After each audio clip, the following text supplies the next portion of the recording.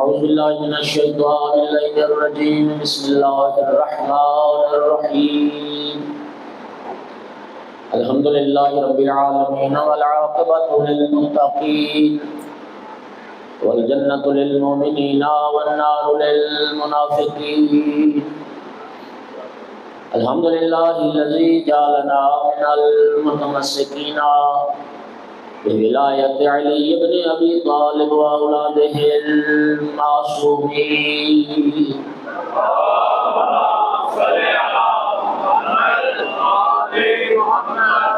الحمد لله الذي جعلنا من الباقين على سيد الشهداء واولاده واصحابه المظلومين الصلاة والسلام والتحية والإكرام على رسوله الكريم شفيع المذنبين أنيس الغريبين رحمة للعالمين عني العبد المؤيد الرسول المسدد المحمود الأحمد المصطفى الأمجد أبا القاسم محمد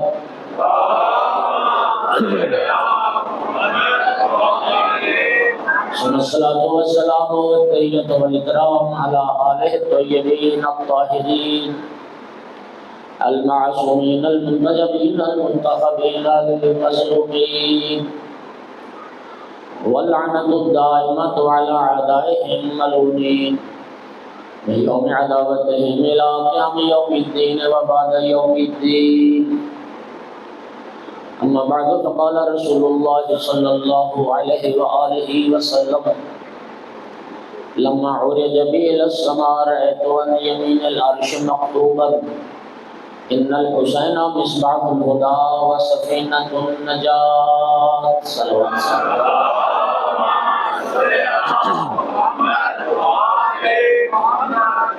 مومن کرام، نبی کریم صلی اللہ علیہ وآلہ وسلم نے ارشاد فرمایا کہ شب معراج جب مجھے آسمانوں پر لے جایا گیا تو میں نے اللہ کے عرش پر دائیں جانب ایک جملہ لکھا ہوا دیکھا۔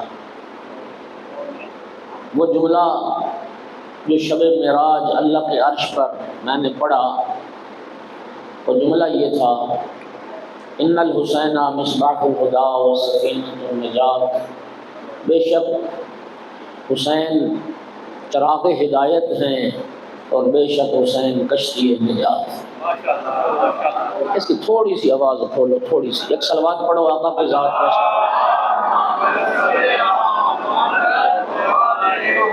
نبی کریم ارشاد فرما رہے ہیں میں نے شب معراج عرش خدا پر یہ جملہ لکھا دیکھا۔ خداوند عالم نے کب سے اپنے عرش پر اس جملے کو لکھا یہ تو خدا ہی جانتا ہے۔ میری عقیدت کہتی ہے کہ جب سے اللہ نے عرش بنایا ہوگا اس جملے سے اپنے عرش کو مزین فرمایا ہوگا۔ یہ جملہ در حقیقت دو چیزوں کو جاننے کا میزان ہے، معیار ہے۔ اگر دنیا میں دیکھنا چاہتے ہو کہ ہدایت کے راستے پر کون ہے تو یہ دیکھ لینا کہ کس کس کا تعلق اس چراغ ہدایت کے ساتھ۔ اور اگر یہ دیکھنا چاہتے ہو کہ دنیا میں ہدایت پانے والا کون ہے تو یہ دیکھ لینا کہ کس کس کا تعلق اس سفینہ نجات کے ساتھ۔ نبی کریم نے کوئی اعلان کر دیا دنیا والوں یاد رکھو اگر ہدایت چاہتے ہو تو وہ بھی مولا حسین علیہ السلام کے دروازے سے ملے گی، اور اگر نجات چاہتے ہو تو وہ بھی مولا حسین علیہ السلام کے دروازے سے۔ امام حسین علیہ السلام کی ذات بابرکات شہادت سے لے کے آج تک لوگوں کی ہدایت کا سبب بن رہی ہے۔ الحمدللہ اس مجلس میں کثیر تعداد جو بیٹھی ہے رب نے جنہیں ہدایت کی ہے ان کی ہدایت کا ذریعہ بھی مولا حسین کی یہ مجلس ہی ہے۔ سرزمین مغرب سے تعلق رکھتے ہیں ایک اہل سنت عالم دین تھے علامہ ادریس الحسینی۔ انہوں نے مذہب اہل بیت کو قبول کیا، تشیع کو قبول کیا، انہوں نے اپنی ساری داستان انقلاب ایک کتاب کی صورت میں لکھی ہے۔ عائشیہ بک جو ایک سافٹ ویئر ہے، اس میں ایک لائبریری ہے مؤلفات المستبصرین۔ جتنے لوگ تشیع کی طرف آئے، جو علماء، جو دانشور، اور انہوں نے پھر اپنا تشیع کو قبول کرنے کا جو سبب بیان کیا، اس پر کتابیں لکھی۔ اور ایک کتاب نہیں، پوری ایک لائبریری ہے مؤلفات المستبصرین۔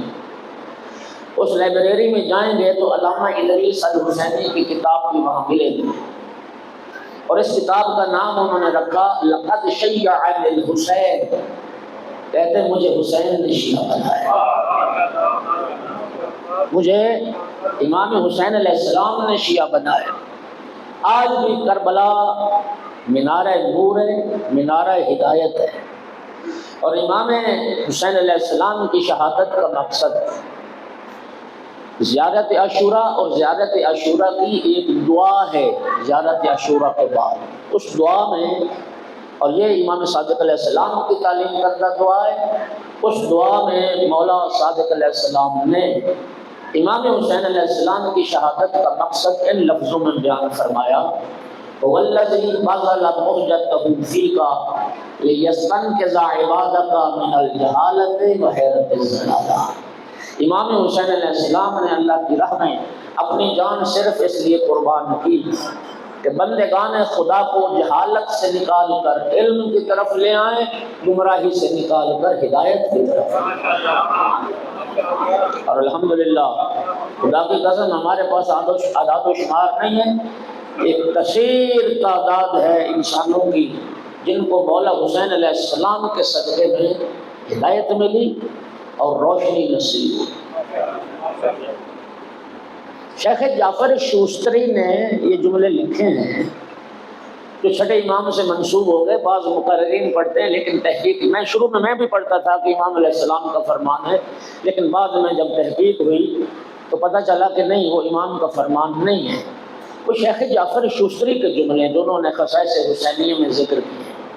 البتہ یہ تو رسول اللہ کا فرمان ہے نا کہ سارے اہل بیت کشتی نجات، اور حدیث سفینہ اس پر دلیل ہے اور متفق علیہ حدیث ہے۔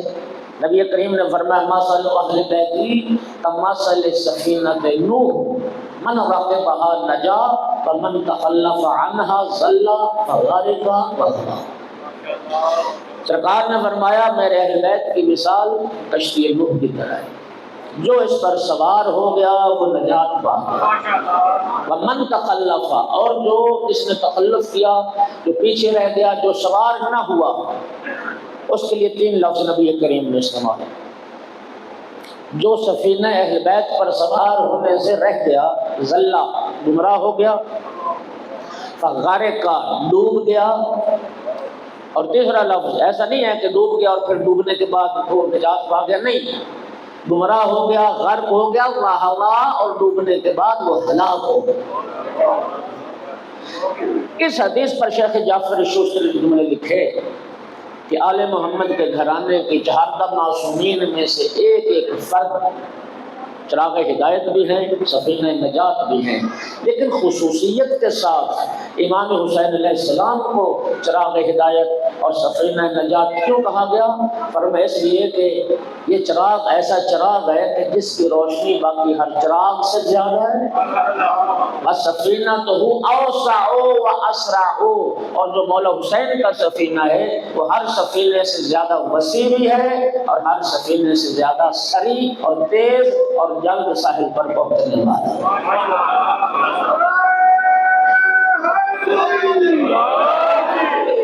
سب سے تیز، سب سے وسیع وہ سفینہ حسین۔ سامعین گرامی، اللہ آپ کو جزائے خیر دے، اور اس کی بہت ساری دلیلیں ہیں۔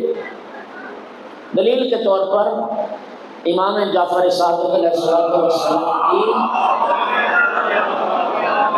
یہ حدیث بہار الانوار میں مرحوم مجلسی نے اس حدیث کو ذکر کیا۔ چھٹے امام نے فرمایا قیامت کا جب دن ہوگا 1000 صف ہوگی گنہگاروں کی، کتنی؟ 1000 صف گناہگاروں کی، اور ایک ایک صف ما بین المشرق والمغرب، مشرق سے مغرب جتنی لمبی، اور ایک ایک صف میں کتنے گناہگار کھڑے ہیں ان کی تعداد صرف اللہ جانتا۔ امام فرماتے ہیں اس 1000 صف میں سے 999 صف گناہگاروں کی اکیلے مولا حسین علیہ السلام شفاعت فرمائے، اکیلے مولا حسین علیہ السلام۔ دیکھیے مقام محمود مقام شفاعت ہے، مقام محمود یہ نبی کریم صلی اللہ علیہ وآلہ وسلم کا مقام ہے، نبی کریم کی شفاعت کو اپنے مقام پر آپ حدیث قصہ میں جو ہر مومن کے دل پر نقش ہے، حدیث قصہ میں کیا پڑھتے ہیں؟ یہ 4 تن ہستیاں باری باری نبی کریم کے پاس آئی، چادر میں آنے کی اجازت مانگی۔ امام حسین علیہ السلام جب چادر کے قریب آئے، السلام علیکہ یا جدہ یا رسول اللہ، نانا جان حسین کا سلام، یا رسول اللہ میرا سلام۔ اب نبی کریم کا جواب سنیے، وہ ہستی جو مقام محمود پر فائز ہے، جواب میں کیا فرمایا؟ وعلیکہ السلام یا ولدی و یا شافع امتی۔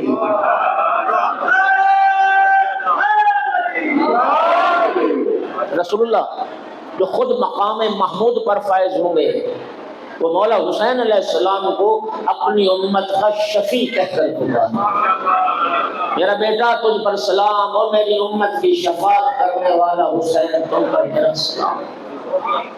999 صف گناہگاروں کی اکیلے مولا حسین علیہ السلام شفاعت فرمائیں گے، اور امام نے فرمایا، چھٹے امام نے فرمایا باقی ایک صف کی شفاعت ہم ائمہ مل کر کریں گے، اور ان کی شفاعت میں بھی مولا حسین ہمارے ساتھ شامل ہوگا۔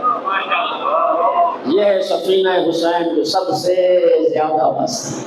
صلوات پڑھ دو آقا کی ذات پہ۔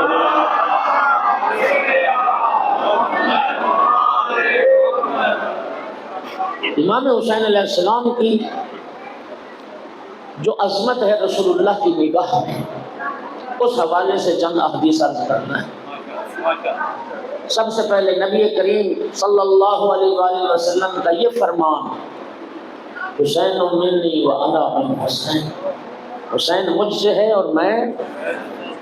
اچھا، اس پر اتنی الحمدللہ اہل منبر نے تقاریر کی ہیں، علماء کے اتنے بیانات ہیں، اور الحمدللہ صدیوں سے یہ موضوع منبر پر بیان ہوتا رہا، اور یہ حدیث موضوع کلام بنتی رہی۔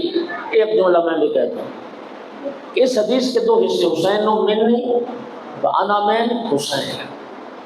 ایک تو یاد رکھیے، 5 تن پاک کی حقیقت اولیہ ایک ہے۔ اسی حدیث قصہ میں نبی کریم کا ارشاد ہے، انہم منی اللہم ہؤلاء اہل بیتی، میرا اللہ یہ ہے میرے اہل بیت، انہم منی و انا منہم، یہ مجھ سے ہیں اور میں ان سے۔ حقیقت اولیہ ایک ہے، ایک ہی نور کے یہ سب حصے ہیں۔ حسین منی کا ایک معنی جو بالکل سادہ سا اور ہر کسی کی سمجھ میں آنے والا ہے وہ یہ ہے کہ امام حسین علیہ السلام رسول اللہ کے نواسے، رسول کی بیٹی کا بیٹا حسین ہے، اور بنص قرآن امام حسین علیہ السلام فرزند رسول ہیں۔ نبی کریم کی زندگی میں بھی، رسول اللہ کی حیات مبارکہ کے بعد بھی، سارے مسلمان، سارے صحابہ کرام امام حسن علیہ السلام اور امام حسین علیہ السلام کو ابن امیر المومنین، ابن علی کہہ کے کوئی بھی نہیں پکارتا تھا، سب کے سب یبنا رسول اللہ، یبنا رسول اللہ، فرزند رسول کہہ کے پکارتے تھے۔ اور آیت مبہلہ جناب حسنین کریمین کے فرزند رسول ہونے پر نص قرآن ہے، رسول کے بیٹے۔ توجہ ہو گیا حضرات؟ تو ظاہر ہے کیونکہ نبی کی بیٹی کا بیٹا ہے، نواسے ہیں، تو ظاہر ہے نواسہ ہمیشہ نانا سے ہی ہوتا ہے۔ لیکن اس کا کیا مطلب کہ میں حسین سے ہوں، میں حسین سے ہوں؟ سامنے گرامی ذرا سنیے، میں حسین سے ہوں کا معنی علماء نے ایک معنی یہ کیا ہے کہ میں حسین سے ہوں کا معنی یہ ہے 3 شعبان 4 ہجری سے لے کر روز عاشور 61 ہجری تک حسین نانا سے ہیں، لیکن 61 ہجری روز عاشور سے قیامت تک کے لیے نانا حسین سے ہے۔ کیوں؟ اس لیے کہ امام حسین علیہ السلام کی اگر قربانی نہ ہوتی، یہ رسول اللہ کا دین نہ بچتا، یہ پیغمبر کی شریعت محفوظ نہ ہوتی۔ اب جب تک یہ دین رہے گا، جب تک یہ شریعت رہے گی، جب تک یہ اسلام رہے گا، یہ رسول اللہ کا دین چونکہ مرہون منت ہے، شہادت امام حسین علیہ السلام کا، اس لیے اب قیامت تک کے لیے محمد مصطفیٰ رسول اللہ صلی اللہ علیہ وآلہ وسلم مولا حسین سے صلوات پڑھ دو آقا کی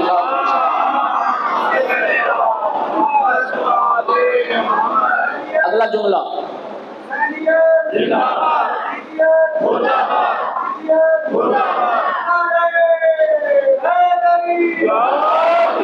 اگلا جملہ احب اللہ من احب حسینا، رسول اللہ فرما رہے ہیں اللہ اس سے محبت کرتا ہے جو مولا حسین سے محبت کرتا ہے۔ توجہ فرمائیے، اللہ اس سے محبت کرتا ہے جو مولا حسین سے۔ دیکھو اس کا معنی کیا ہے؟ رسول اللہ کے فرمان کا مطلب یہ ہے کہ جب تم مولا حسین کے محب بن جاؤ گے، تم مولا حسین سے محبت کرنے لگ جاؤ گے، اللہ تم سے محبت کرتا ہے۔ محب حسین بن کر چلو گے، محبوب خدا بن کر لوٹو گے۔ امام حسین سے جو محبت کرے گا اللہ اس سے محبت کرے گا۔ اچھا دوستو، یہ بھی بڑی بات تھی کہ اگر نبی کریم یوں فرماتے کہ میرا حسین جس سے محبت کرے گا میرا اللہ بھی اس سے محبت کرے گا، یہ بھی بڑی بات تھی نا۔ لیکن نبی کریم نے یہ نہیں فرمایا، رسول اللہ تو فرما رہے جو حسین سے محبت کرے گا میرا اللہ اس سے محبت کرے گا۔ محب حسین بن جاؤ گے، اللہ تمہیں اپنا محبوب بنا۔ یہ ہے حدیث۔ ایک طریقہ محبوب خدا بننے کا قرآن بھی بتا رہا ہے، اور وہ کیا ہے؟ قُلْ إِن كُنْتُمْ تُحِبُّونَ اللَّهَ فَاتَّبِعُونِي يُحْبِبْكُمُ اللَّهُ۔ محبوب اپنی امت سے کہہ دے، میرے بندوں سے کہہ دے، اگر تم دعویٰ کرتے ہو کہ تم اللہ سے محبت کرتے ہو تو ان بندوں سے کہہ دو کہ میری اتباع کرو، رسول اللہ کی اتباع کرو، اور جب تم رسول اللہ کی اتباع کر لو گے تو اللہ تمہیں اپنا محبوب بنا دے گا۔ دیکھیے غور کیا آپ نے؟ محبوب خدا بننے کی دو بنیادیں ہوں گی، دو طریقے ہو گئے۔ حدیث کہتی ہے مولا حسین سے محبت کر، اللہ تجھ سے محبت کرے گا۔ قرآن کہتا ہے میرے رسول کی اتباع کر، میں اللہ تجھ سے محبت کروں گا۔ سامعین گرامی، کہ اب قرآن اور حدیث میں کوئی تضاد ہے، ٹکراؤ ہے؟ نہیں۔ آیت کو روایت کے ساتھ، قرآن کو حدیث کے ساتھ جب ملا کے دیکھو گے نتیجہ کیا نکلے گا؟ نتیجہ یہ نکلے گا کہ محبت حسین اس وقت تک محبت حسین نہیں ہو سکتی جب تک اتباع رسول نہ آ جائے، اور اتباع رسول اس وقت تک اتباع رسول نہیں ہے جب تک محبت حسین نہ آئے۔ صلوات پڑھ دو محمد۔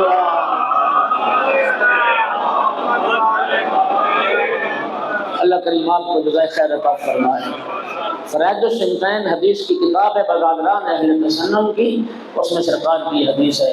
نبی کریم منبر پر تشریف فرما تھے، امام حسین علیہ السلام بائیں زانوں پر، امام حسن علیہ السلام دائیں زانوں پر، اور سرکار نے فرمایا الا ومن احب الحسن والحسین واباہما وامہما کان معی فی درجۃ یوم القیامہ۔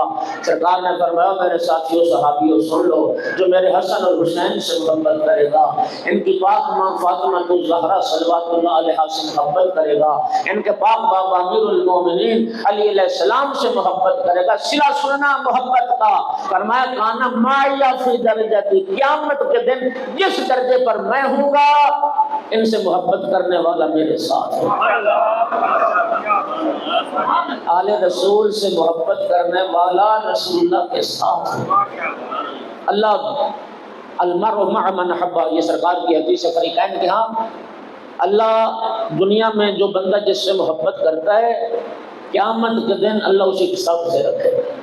کتنے خوش نصیب لوگ ہو، آل رسول سے محبت کرتے ہو، انشاءاللہ فرمان رسول کی روشنی میں جنت میں بھی پیغمبر اور پیغمبر کی آل کے ساتھ۔ صلوات پڑھ دو سارے۔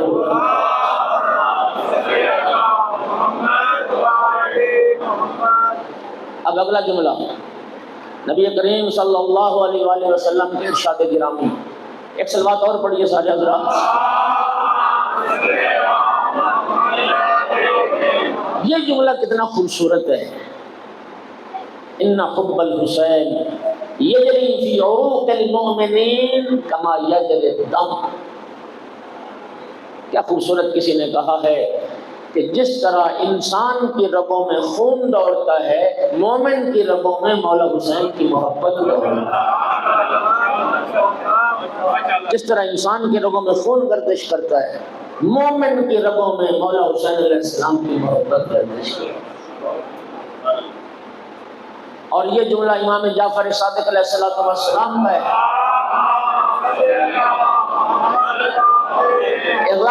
اذا اراد اللہ بعبد خیرا قذف فی قلبہ حب الحسین۔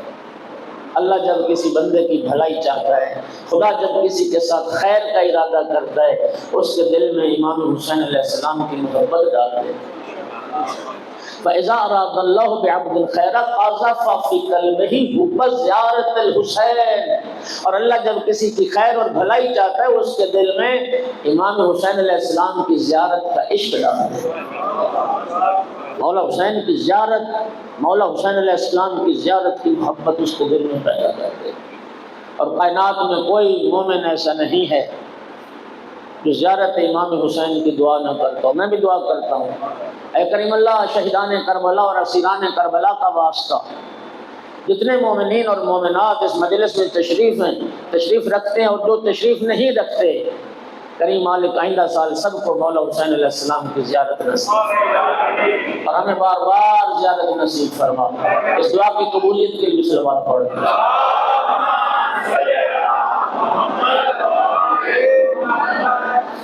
اور عظمت در نگاہ رسول اللہ،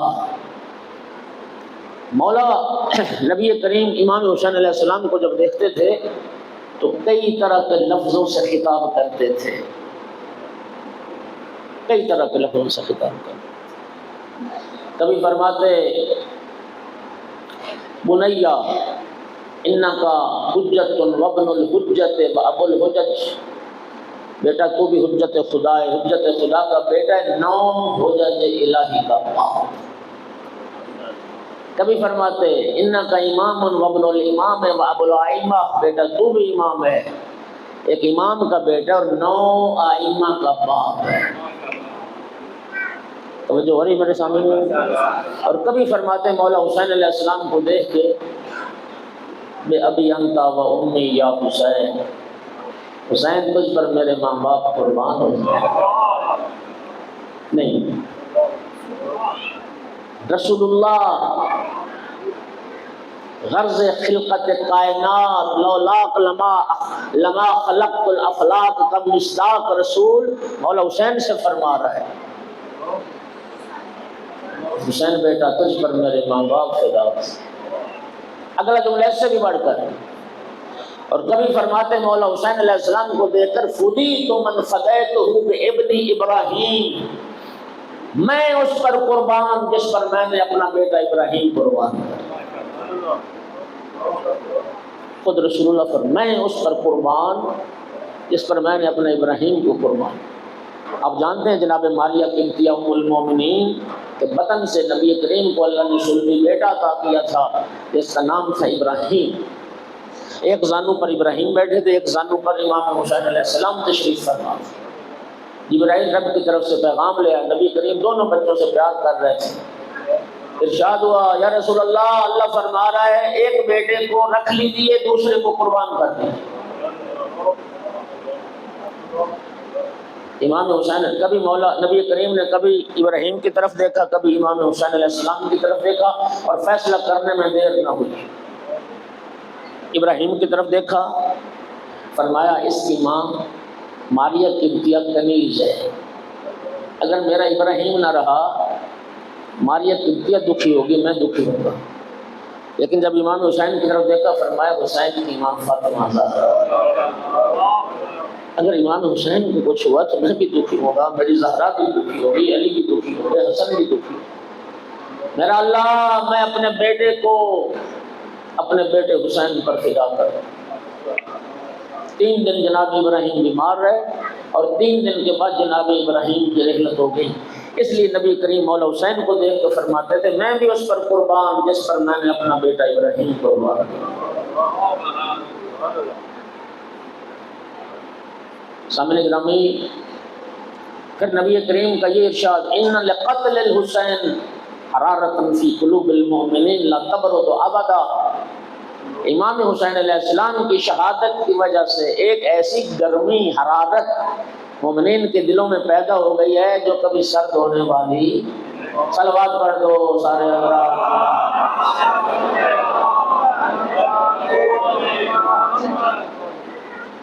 اللہ اکبر۔ اب وہ روایت الحمدللہ جو ہزاروں بار آپ نے سنی اور ممبروں سے پڑھی گئی، لیکن افسوس کے ساتھ کہ بعض اہل ممبر نے اس کی نتیجہ کے لیے ٹھیک نہیں کی۔ ایک صلوات پڑھ دیں سارے۔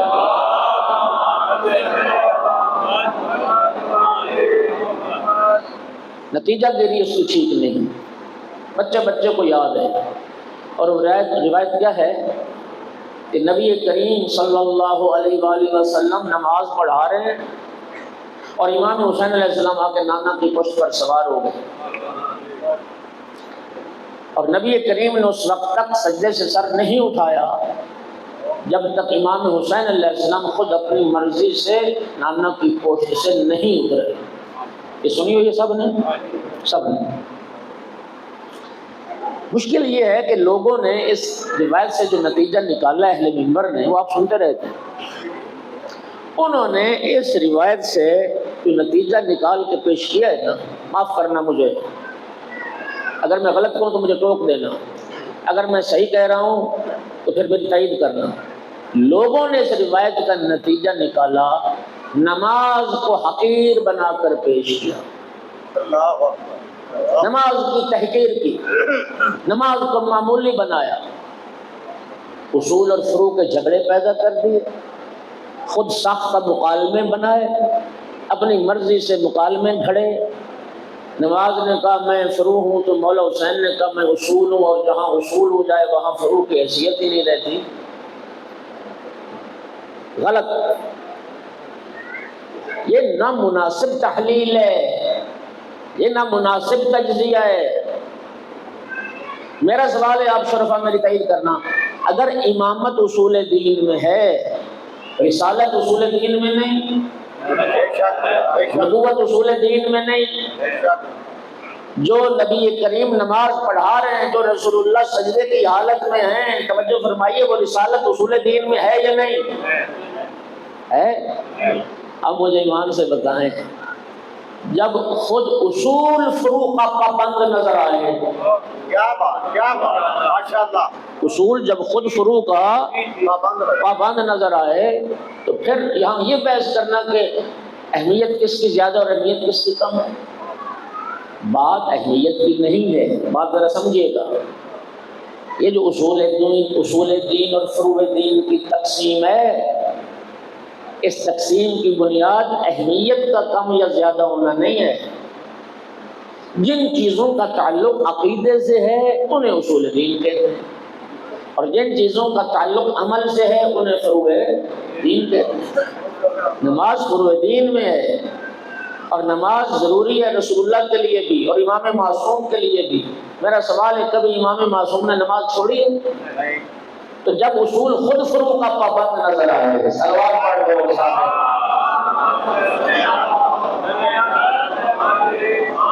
جب اصول خود فروع کا پابند نظر آئے، نہ نبی کریم نے کبھی نماز چھوڑی، نہ امام معصوم نے کبھی نماز چھوڑی، نہ امام حسین علیہ السلام نے کبھی نماز چھوڑی۔ توجہ چاہ رہا ہوں۔ سامعین گرامی، لوگوں نے زیب داستان کے لیے اس کو پتہ نہیں کس کس رنگ میں بیان کیا اور نتیجہ گیری بھی غلط کی۔ آج میں اس روایت کے 3 نتیجے عرض کرنے لگا ہوں۔ ایک صلوات پڑھو ذرا سامنے۔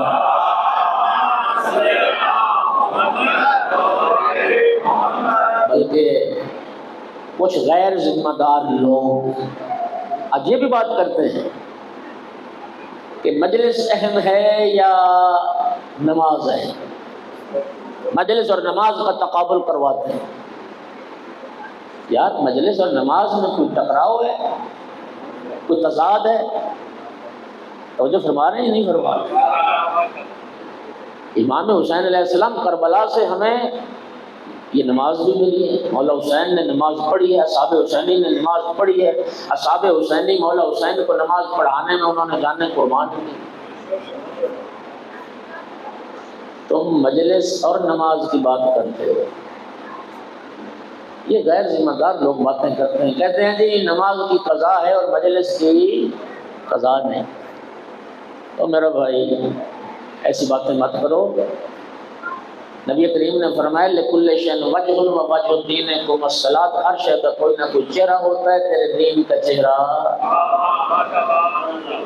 مولا حسین علیہ السلام کا جو زیارت نامہ ہے اور شہیدان کربلا کا زیارت نامہ، اس میں کیا پڑھتے ہو؟ اشہد انکم قد اقمتم الصلاۃ، پہلی گواہی تم اس بات کی دیتے ہو، اے فرزند رسول، اے شہیدان کربلا، میں گواہی دیتا ہوں نماز آپ نے قائم کی۔ کربلا والوں نے نماز قائم کی، اور سرزمین کربلا وہ سرزمین ہے جس پر نماز قائم ہوئی ہے۔ تم مجلس اور نماز کی بات کرتے ہو۔ یہ روایت جو سنانے لگا ہوں، نبی کریم کی زندگی میں وہ وقت آ گیا خود مولا حسین اور نماز اکٹھے ہو گئے، خود مولا حسین اور نماز اکٹھے ہو گئے۔ اب شرفا آپ سے میرا سوال ہے کہ جب امام حسین علیہ السلام نانا کی پشت پہ سوار ہو گئے تو بتائیے کیا رسول اللہ نے وہاں پر نماز چھوڑ دی تھی؟ بولو، نماز ختم کر دی جائے؟ کیا کیا تھا؟ سجدہ کا ذکر بڑھا دیا، تسبیح کو بار بار پڑھتے رہے، اس وقت تک پڑھتے رہے جب تک امام حسین علیہ السلام نہیں اترے۔ اچھا نماز کو بھی نہیں چھوڑا، اگر وہی نماز چھوڑ دیتے تو پھر کوئی جاہل استدلال کرتا کہ جب زندگی میں حسین آ جائے تو پھر نماز کی اہمیت نہیں رہتی۔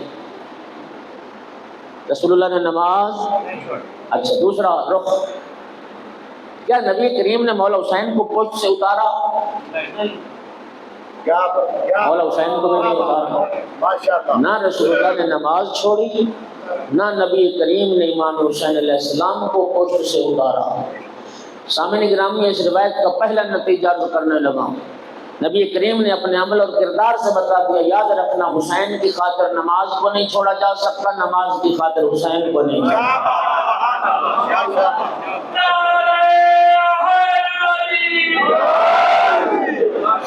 یہ اس روایت کا پہلا نتیجہ۔ دوسرا نتیجہ، نہ امام حسین علیہ السلام کو اتارا اور نہ پیغمبر نے نماز ختم کی۔ پیغمبر نے اپنے عمل اور کردار سے بتا دیا، یاد رکھو حسین وہیں ہوگا جہاں نماز ہوگی، نماز وہیں ہوگی جہاں حسین ہوگا۔ اور تیسرا نتیجہ اس روایت کا، اگر امام حسین علیہ السلام نانا کی پشت پر سوار نہ ہوتے تو نبی کریم تسبیح کتنی بار پڑھتے؟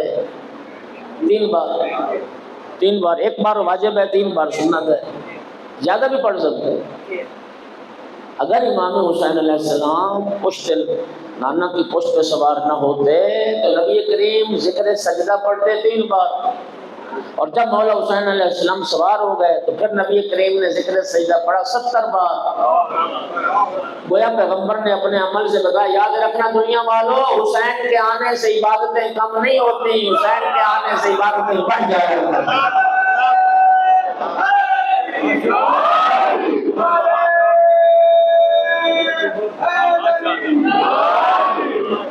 مولا حسین علیہ السلام زندگی میں نمازیں شروعانے نہیں آتے، حسینیوں کی نمازیں لمبی ہو، حسینیوں کی عبادات لمبی ہو۔ صلوات پڑھو ذرا سارے حضرات۔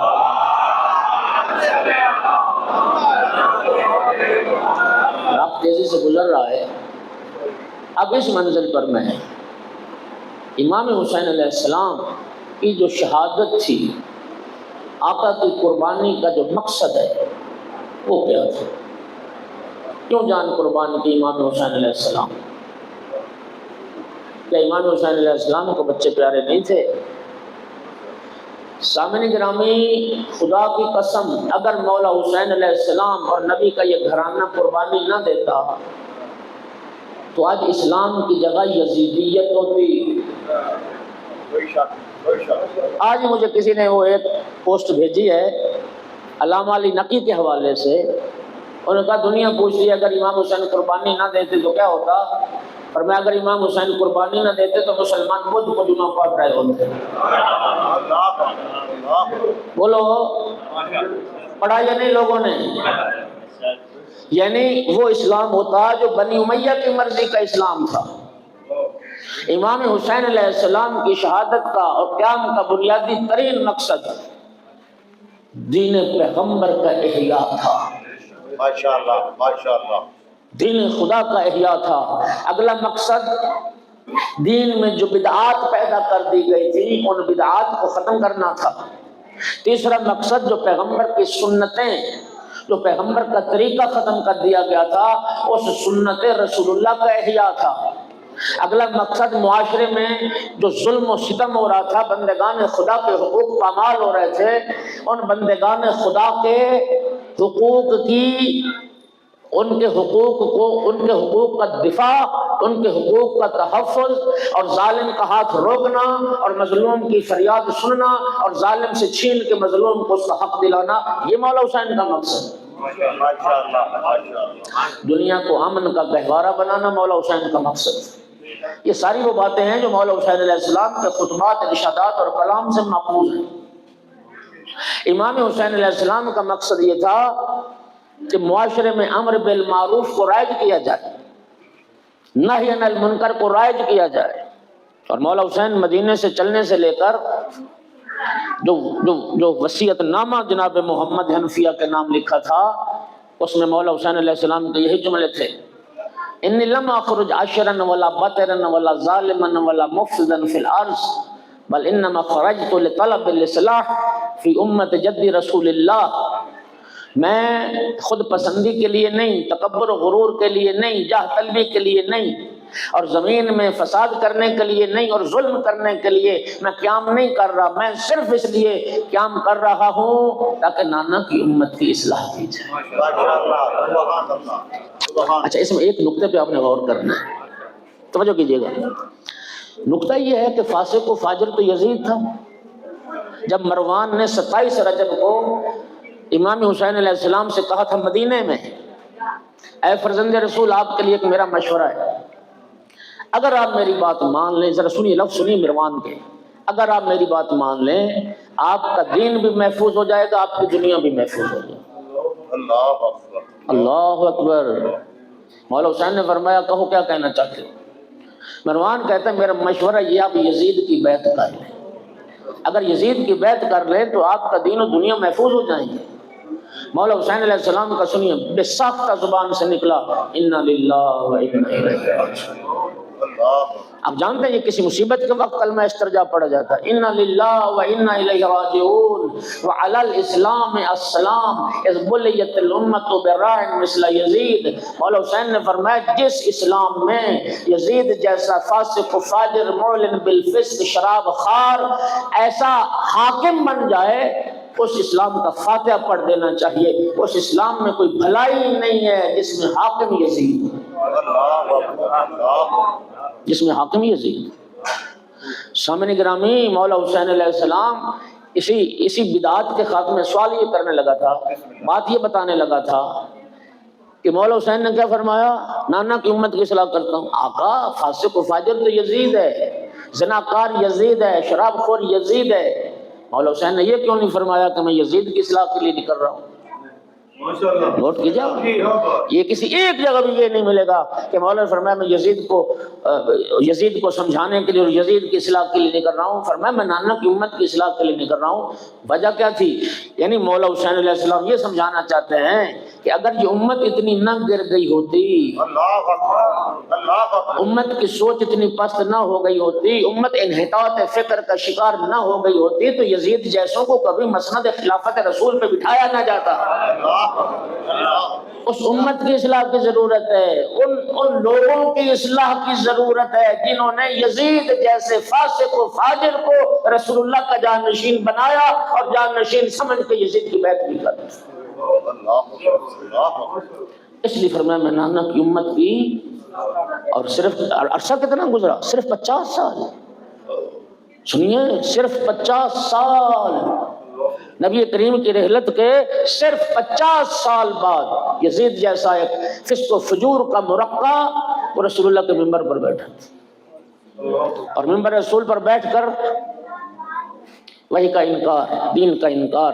خدا کی قسم ان سب لوگوں نے کبھی دین اسلام کو تہ دل سے قبول ہی نہیں کیا،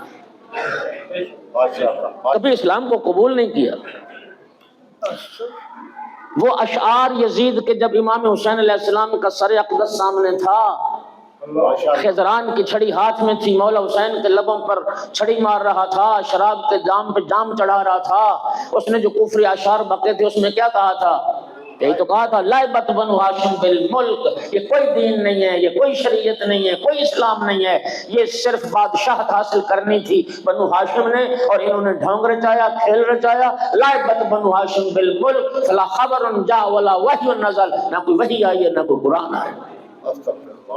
پھر اگلا جملہ کیا کہا؟ لیتا اشیاقی ببدر شاہدو، کاش آج میرے بدر والے وہ بزرگ زندہ ہوتے جو علی کے ہاتھوں مارے گئے، آج وہ زندہ ہوتے، سارے مجھے مبارک دیتے اور خوش ہو کے کہتے اور مسرت کا اظہار کرتے اور مجھے داد دیتے، یزید تیرے ہاتھ شل نہ ہو تو نے ہمارا کیا اچھا انتقام لیتے.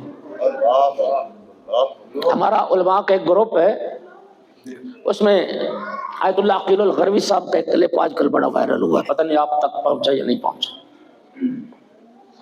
ایک ذمہ دار شخصیت. پھر وہ کلپ جو تھا ہمارے خطبہ کا ایک گروپ ہے اس میں شیئر ہوا، پھر اس پر بات ہوئی، پھر اس پر بحث ہوئی کہ یہ روایت پہلے نہیں سنی گئی اور تصدیق کی گئی اور کتابوں کے حوالے دیے گئے کہ یہ بالکل روایت موجود ہے. اختلاف ہوتے ہیں روایات میں. مولا حسین علیہ السلام کا سر مبارک کہاں دفن ہے اس میں بھی اختلافات. اور ایک روایت یہ ہے، ایک روایت آپ پڑھ لیجئے گا، ایک روایت یہ ہے کہ امام حسین علیہ السلام کا سر مدینے دفن ہے. روایت یہ ہے، سنیے، روایت یہ ہے یزید نے مولا حسین کا سر ایک انتہائی تیز رفتار گھوڑے اور تیز رفتار قاصد کے ذریعے مدینے بھیجا. یزید کے گورنر نے امام حسین علیہ السلام کا سر مبارک کوئی بالوں سے پکڑا، رسول اللہ کی قبر پر آیا اور قبر رسول پر سر حسین کو پھینک کے کہتا ہے محمد یہ ہے بدر کا بدلہ، محمد یہ ہے احد کا بدلہ. کاملوں نے اسلام کو قبول، کاملوں نے دین کو قبول کیا تھا. اگر امام حسین کی قربانی نہ ہوتی، اسلام نہ ہوتا، یزیدیت ہوتی گھر گھر میں، گھر گھر میں یزیدیت ہوتی. ہمارے کروڑوں سلام. ایسے تو نہیں زیارت وارث میں کہتے السلام علیکہ یا وارث آدم صفوت اللہ. زیارت وارث، خدا کی قسم زیارت وارث بتاتی 1.25 لاکھ انبیاء کی محنتوں کو بچایا ہے امام حسین علیہ السلام. اور یہی تو وجہ ہے ہر شب جمعہ کو 1.25 لاکھ انبیاء کی ارواح کربلا آتی ہیں مولا حسین کا شکریہ. 1.25 لاکھ انبیاء. اللہ اکبر. اللہ تعالیٰ آقا کی معرفت نصیب کرے اور جو آقا کی شہادت کا مقصد ہے اللہ ہمیں اس کو سمجھنے کی، پورا کرنے کی توفیق عطا فرمائے. عزادارو، وہ سفر مولا حسین کا جو 28 رجب کو شروع ہوا تھا، عصر عاشور کربلا میں بھائی کا سفر ختم ہو گیا، بیٹی کا سفر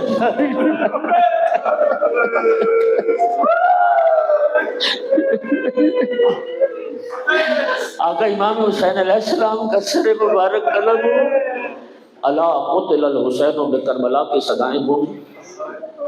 جناب فاطمہ بنت حسین روایت کرتی ہیں کہ میں دروازہ خیمہ پر حیران و پریشان کھڑی تھی کہ پتہ نہیں اب یزیدی ہمارے صدقے حاصل ہوتا ہے. شمر ایک دستہ فوج کا لے کے بڑا اور کربلا میں آواز گونجی لوٹو تبرقات علی و مجنون، قیدی بنا کے لے چلو.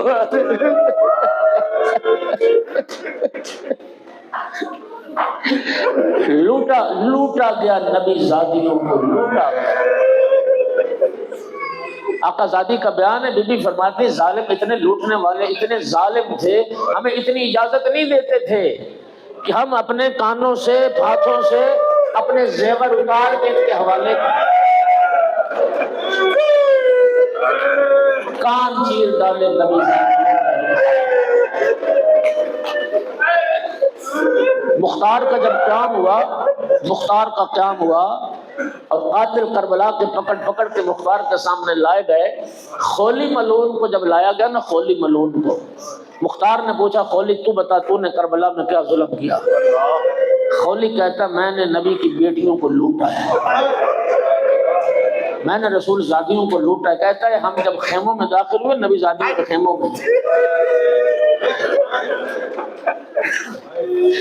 جو ملا لوٹا. کہتا ہے میں پھر اس خیمے میں داخل ہوا جہاں امام زین العابدین ایک چمڑے کے بستر پر لیٹے ہوئے تھے. شقیق کہتا ہے جب بستر پر نگاہ کی نا، میں نے بیمار کے نیچے سے بستر کھینچا اور جب میں نے بستر کھینچا بیمار منہ کے بل زمین پہ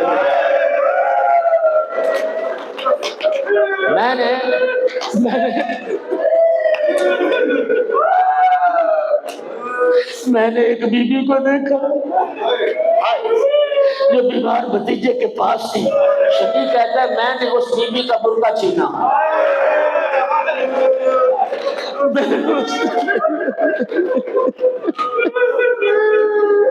مختار کو سنا رہا ہے. جب میں نے برقع چھین لیا پھر میں نے دیکھا اس بی بی کے کان میں گوشوارے. شقیق کہتے میں نے گوشوارے چھینے. پھر وہ نبی کی بیٹی کہتی تھی، مختار پوچھتا ہے اس وقت کیا نبی کی بیٹی نے کچھ کہا؟ کہا ہاں مجھے کہا. نبی کی بیٹی کہتی خدا تیرے ہاتھ اور پاؤں کاٹے اور خدا جہنم سے پہلے دنیا میں جلائے. تو نے رسول زادیوں کا بھی حیا نہ کیا. مختار نے حکم دیا دعا کہ میرا اللہ تیرا شکر ہے نبی کی بیٹی کی بد دعا میرے ہاتھوں سے پوری ہوئی. اور میں پہلے خولی کے ہاتھ پاؤں کاٹوں، پھر اس ملعون کو زندہ آگ میں جلا دو. عزادارو میں اس لیے عرض کر رہا ہوں وہ سفر جو 28 رجب سے شروع ہوا، کربلا کی شیر دل خاتون، کیا با ہمت خاتون تھی. ہمارے بزرگ عالم دین پڑھتے ہیں خدا کی قسم جناب زینب کبریٰ صلوات اللہ علیہ کو کربلا اور کربلا کے بعد کے لیے تیار کیا گیا تھا. بابا کی گود سے سیکھ کے آئی تھی کہ میں نے کہاں کہاں جانا ہے، میں نے کیا کیا کہنا ہے، مجھے کیا کرنا ہے. وہ فرماتے ہیں اگر خالی و زید ہوتی نا علی کی بیٹی اسر اشور مر گئی ہوتی. اور علامہ اختر عباس قبلہ کے جملے میں نے خود یوں سامنے بیت المجلس سنی تھی. علامہ اختر عباس نے یہ جملے پڑھے تھے کہ جب خیموں کو آگ لگی علی کی بیٹی مولا سجاد کے خیمے میں آئی. بیٹا سجاد تو وقت کا امام ہے، آنکھ کھول، خیموں کو آگ لگ گئی، اب بتا کیا کرے. ہمارے سروں سے چادریں چھن گئی، ہمارے سر برہنا، خیموں کو آگ لگ گئی، بتا کیا کریں، جل کے مر جائیں یا ننگے سر باہر نکل جائیں. اس موقع پر فرمایا تھا یا امتی انت بحمد اللہ عالمت غیر معلمہ، تو بھی تو عالم ہے غیر معلم ہے، تو تو نانا کی شریعت کا مسئلہ جانتی جل مرنا حرام ہے. علیکن بالفرار، خاک کربلا کا پردہ بناؤ اور خیموں سے نکل جاؤ. علامہ اختر عباس نے فرمایا تھا جب بیٹی مسئلہ شریعت جانتی تھی تو مولا سجاد سے پوچھا کیوں تھا؟ فرماتے ہیں میرا دل کہتا ہے شاید علی کی بیٹی نے اس لیے پوچھا ہو بیٹا امام وقت ہے کوئی راہ نکل آئے. زینب کو جل مرنا منظور ہے، ننگے سر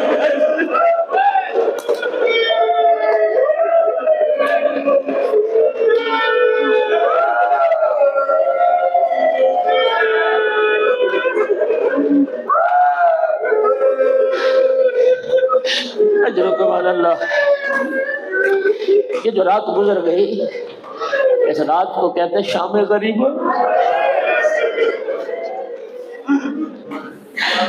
خیمے جل گئے، بھائی کے بچے سنبھالتی رہی، بچوں کو اکٹھا کرتی رہی. الحافظ والحفیظ علی کی بیٹی پہرے دیتی رہی. دن چڑھا 11 محرم کا، آج کا دن جب 11 محرم کا دن چڑھا نا، عمر ابن سعد ملعون کچھ رسیاں لے کے آئے. کہتا تم حسین کے اہل بیت تم ہمارے قیدی ہو، تمہارے ہاتھوں میں رسن پہنائے جائیں گے. میری آقا زادی نے فرمایا خبردار، سمت اللہ وجہک یا ابن سعد، او اللہ تیرے چہرے کو سیاہ کرے، نحن ودائع رسول اللہ، ہم تو رسول کی امانت ہیں، خبردار ہمارے قریب نہ آنا، ہمیں ہاتھ نہ لگانا، خود بن جائیں گے قیدی۔ خدا جانے کیسے قیدی بنایا گیا اور کیسے رسن پہنائے گئے، اور جب بنا لیا گیا قیدی، اب نبی زادیوں کی سواری کے لیے بے پالان اونٹ لائے گئے۔ ہمیشہ پڑھتا ہوں، سارا سال یہی مسائل پڑھتا ہوں، میرے لیے پڑھ لینا آسان ہے، بے پالان اونٹ پڑھ لینا آسان ہے، آپ کے لیے سن لینا آسان ہے، اس لیے کہ نہ میری بہن بیٹی کبھی بے پالان اونٹ پر سوار ہوئی، نہ تیری بہن بیٹی کبھی بے پالان اونٹ، عزادارو بدترین سواری ہے اونٹ پہ جس میں پالان اور تحمل نہ ہو۔ ایک تاریخی حقیقت سنو گے، حضرت ابو ذر مرد تھے، رسول اللہ کے صحابی تھے، حاکم شام نے بے پالان اونٹ پر سوار کر کے شام سے مدینے بھیجا تھا۔ جب ابو ذر مدینے پہنچے تو رانوں سے گوشت غائب تھا، ابو ذر کی ٹانگیں زخمی تھی، خون بہ رہا تھا، انسان تصور کرتا تو دل تڑپتا ہے، کجا علی و بدول کی نفیس اور کجا بے پالان اونٹوں کی سواریاں۔ میری آقا زادی نے جناب فضہ نے سب بیویوں بچوں کو سوار کرائے، ہو گئے بچے سوار، ہو گئے بیویاں سوار، آخر میں رہ گئی 2 بیویاں۔ جناب فضہ عرض کرتے آقا زادی آئیے میں آپ کو سوار کراتی ہوں۔ میری آقا زادی نے فرمایا اماں فضہ تمہیں میری ماں زہرا کے حق کا واسطہ، وہ سوار نہ کرا، میں تمہیں سوار کراتی ہوں۔ عزادر ہو گئی جناب فضہ بھی سوار، کربل کے بن میں تنہا رہ گئی، ناظرت یمین و شمالا، کبھی دائیں دیکھتی تھی کبھی بائیں، جب کوئی سوار کرانے والا نظر نہیں آیا، ایک مرتبہ فرات کا رخ کیا اور ایک جملہ فرمایا عباس اٹھ زینب کو سوار، مدینے سے کربلا تک تو مجھے سوار کراتا رہا، آج کوئی سوار کرانے والا نہیں۔ یہ جملے سنیں میرے بیمار امام، سید الساجدین آگے بڑھے، عرض کی پھوپھی اماں کون رہ گیا سوار کرانے والا، کس کا انتظار کر رہی ہو جو مدینے سے کربلا تک سوار کراتا رہا، وہ فرات کے کنارے بازو میں پھوپھی اماں میں گھٹنے زمین پر ٹیکتا ہوں، آپ میری پشت کا سہارا لے کر سوار ہو جائیں۔ بیمار کربلا کی پشت کا سہارا لے کے ہو گئی علی کی بیٹی سوار، ظالموں نے اونٹوں کو اٹھایا، ایک قصر رنگ کا اونٹ تھا جو ہر اونٹ کے منہ کے ساتھ منہ لگا کے اپنی بولی کو کچھ کہتا تھا، جب یہ اونٹ بولتا تھا نا تو باقی اونٹ روتے تھے، گریہ کرتے تھے۔ میری آقا زادی نے یہ منظر دیکھا، سید سجاد سے پوچھا بیٹا سجاد تو وقت کا امام ہے، تو جانوروں کی بولی جانتا ہے، مجھے بتا تو صحیح یہ اونٹ رو کیوں رہے ہیں اور آپس میں کیا باتیں کر رہے ہیں؟ اس وقت سید سجاد نے عرض کی پھوپھی اماں یہ جانور ایک دوسرے کو وصیت کر رہے ہیں آرام سے چلنا، احتیاط سے چلنا، تمہاری مجھ پر آپ کہتی نہیں یہ محمد کی نواز آئے نے نہیں پہچانا تو نانا کی امت نے نہیں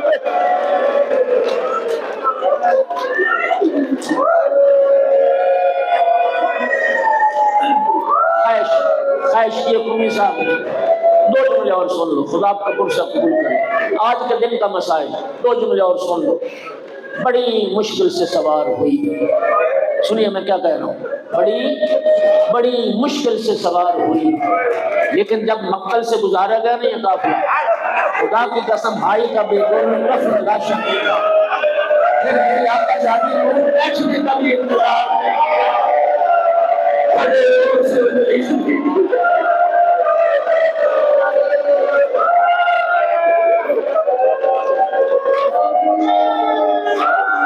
نبی زادیوں نے بیٹھنے کا انتظار نہ کیا، کھڑے اونٹ سے اتری اور سید الساجدین کی جب نگاہ پڑی نا بابا کے بے گور و کفن لاشے پر، سید سجاد کے چہرے پہ ضربی موت کی احتضار کی حالت کاری ہو گئی، قریب تھا سجاد کی روح پرواز کر جائے۔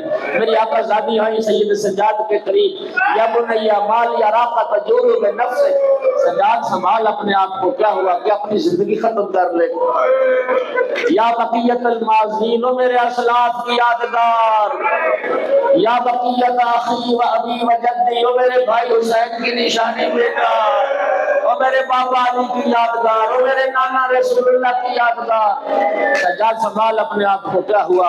سید سجاد رو کے عرض کرتے پھوپھی اماں وہ جوان بیٹا مر نہ جائے تو کیا کرے؟ وہ اپنے باپ کو دفن بھی نہ کر سکے، اور میرے ساتھ نجس لاش دفن کر رہا ہے، میرے بابا کا لاشا بے پور و دفن پڑا۔ میری آقا ذاتی نے سید سجاد کو حوصلہ دیا، سجاد بیٹا گھبرا نہیں، اللہ نے قوم سے وعدہ لیا ہے کہ ہمارے شہیدوں کو دفن کرے گی۔ ازادر سید سجاد کو سنبھالی، آخری جملہ ہمت جواب دے گئی کہ خود آئی نا بھائی کی لاش پر۔